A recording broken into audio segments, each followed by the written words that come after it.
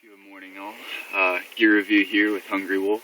Today I'm going to be talking about the Shangri-La 2, and on down the line we have the Hubba. Just want to step you through first night with this tent. Had a few interesting events, I guess. Rained pretty good, maybe an inch, maybe two. We're out here in Pisgah Forest, so expected that and wanted that, put it to the test. It did pretty well overall. There was a little moisture inside that accumulated. One thing that you'll notice is this is essentially a single layer tarp design, even though I do have it with the internal nest.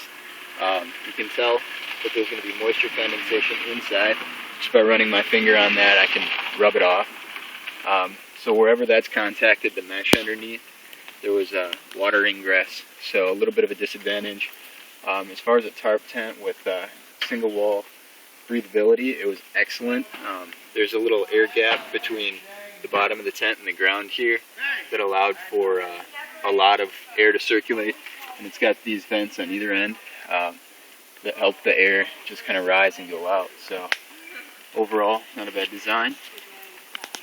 And it was side by side here with the MSR Hubba 1 single man design. Now this is set up with a full internal net, and it was combined with the ground sheet just because it was set up in pretty moist conditions already.